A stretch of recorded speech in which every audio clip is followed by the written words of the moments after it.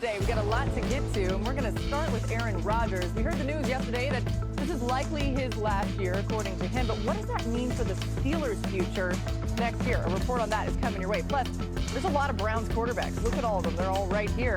What's going to happen there? Who's winning that starting job? We'll get the info. Plus, our analysts will tell you who they think should be the starter for the Browns. And new look New England. You got Mike Vrabel there, Drake May with a new opportunity. Everything you need to know about Patriots camp and something that Robert Kraft said that you don't want to miss. That's all coming your way and so much more. Again, we're so glad to have you today. Look who else is here. We got Dan Graziano, Marcus Spears, Andrew Hawkins, and boys, let's get right to it. There's the wave. That means we can officially start. We're going to start with Aaron Rodgers, okay? The breaking news of yesterday. Aaron Rodgers telling the Pat McAfee show some interesting information that you'll hear in just a little bit. Maybe wondered about the future for Rodgers as you see him out there at camp. He signed that one-year deal. He said this about his plans to Pat McAfee yesterday. Yeah, I'm pretty sure this is it. That's why we just did a one-year deal. Steelers didn't need to, put any extra years on that or anything. So, this was really about finishing with a lot of love and fun and peace for the career that I've had. I mean, I played 20 freaking years. It's been a long run. I've enjoyed it. And what better place to finish than in one of the cornerstone franchises of the NFL. Peace, love, and fun. Somebody make a bumper sticker. Aaron Rodgers' last 3 seasons, including his final in Green Bay, have not been the Rodgers we've known in the past, right? Over his first 14 seasons, he led the NFL in touchdown to interception ratio and was top 10 across the board in many other metrics. The last 3 seasons, though, at or near the bottom of the NFL. Injuries certainly a part of that, maybe age as well. Graz, what can you tell us about what this means for the Steelers now and their future? Well, look, the Steelers were always going to be looking for the long-term solution at quarterback next offseason. I guess this sort of officializes that they can do that without worrying about, extricating themselves from Aaron Rodgers. Obviously, he got annoyed at the way the Jets did that this offseason. So, but as he mentioned, it's a one-year contract. So the Steelers were always planning to look toward the future at quarterback. They know that they have to get this position figured out for the long term, and that 41, soon to be 42-year-old Aaron Rodgers does not do that. So I really think it just sort of formalizes from his end that the Steelers are going to be able to do that without him kicking up any dirt about it. I mean, if he wanted peace, love, and fun, he could have came to NFL Live. We do it every day on this show. Aaron Rodgers, I would welcome you to it and spar with you. Here's the thing, though, and I thought that they should have started that process. But to Graz's point, and I've seen over time that this is a part of the Steelers starting their quarterback search for the guy of the future. I thought that by having Aaron Rodgers and you winning potentially too many games, you would be sitting in the same position you've been in for a number of years trying to pick a quarterback late in the rounds. But I understand this is going to have to be a big play for a quarterback next year. That is my understanding. That's how I read this situation. If this franchise and organization wants to go into the future and have real opportunities to win playoff games and get back to those titles that they always strive to get. So it makes sense from that point. I just thought the structure of how they would go about getting a quarterback or finding the guy of the future would be different, and it would look different than having Aaron Rodgers, because I call people that boo-boo crazy if they were to sign Aaron Rodgers. But this is a stopgap for them to get started on that process. I can't say the other word that stands for boo-boo. Yeah. Go ahead, Hawk. Boo-boo sounds better, though. I agree with you, Marcus. And I think when you look at what the Pittsburgh Steelers are trying to do, they got a bunch of picks next year that they can stockpile and say, okay, if we have to move up, we will. But the thing about the Steelers franchise is they always go for it. And you can argue what you feel about Aaron Rodgers, and I'm with you, Marcus, on I don't have a very high expectation for him just from what we've seen over the last couple of years.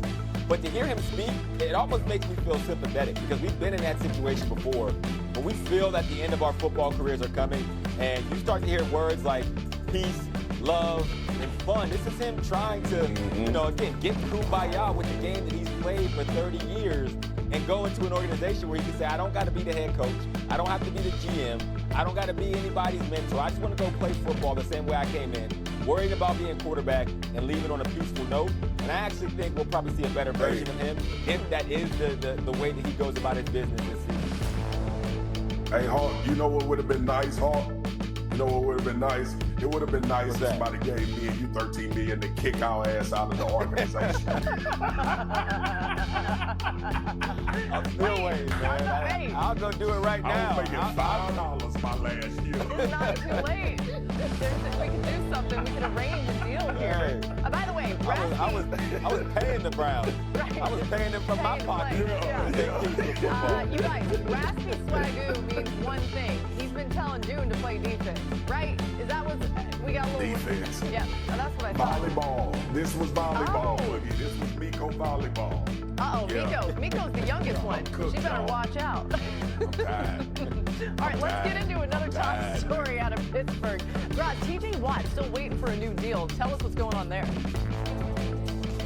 Yeah, they've talked, and I think there's an understanding of where it'll land. It's just these things take a while. If you remember the last time TJ Watt needed a contract extension, he didn't sign it till basically the day before the regular season started in early September. So he did show up to training camp that year, work off to the side with trainers, but didn't participate in team drills. So I think there's a template for if they don't get this done by training camp for how they'll manage it going through. Trey Hendrickson of the Bengals is keeping a very close eye on TJ Watt's situation because they're the same age. They're both 30 years old. Hendrickson wants a new deal. The Bengals have been hesitant to give him one that guarantees him a lot of money in future years because they don't want to pay for his post 30 years. But if TJ Watt does really well, then it's another helpful data point for Hendrickson in his negotiation.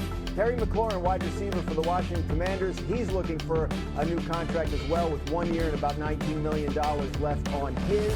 This is a situation that the Commanders would love to get figured out ahead of training camp so they can hit the ground running and keep the momentum from last year as Jayden Daniels heads into his second season. But so far, no luck on a new deal for Terry McLaurin. All right, we'll keep an eye on that. Thanks to Graz. Other news throughout the show coming from Graz. Let's get to the Commanders now and talk a little bit more about Terry McLaurin. Of course, he played a big part in Jayden Daniels' 14-win rookie season. Daniels recorded the third best total QBR by a rookie since ESPN introduced the metric nearly 20 years ago. He's so good. An average QBR is 50. Daniels well above average across the board in year one. A running back, Austin Eckler, was asked about his quarterback success in year one. Here's what he had to say. What I see from him going into this year, we have the same offensive coordinator, and so bringing that into the mix has now made it so now when we go through OTAs, Jayden's already on it. Like he's beyond, kind of the rookie mistakes, like learning the playbook, getting the play call out slow. Like when you start to see him kind of orchestrating out there, you can tell there's that growth. You start to get more comfortable, which allows him to even play mentally faster and make better decisions. And so I think there's going to be even more growth. Maybe I'm just drinking the Kool-Aid, but I just don't see a second-year slump for Jayden Daniels. Marcus, what are your expectations for Jayden as he heads into year two?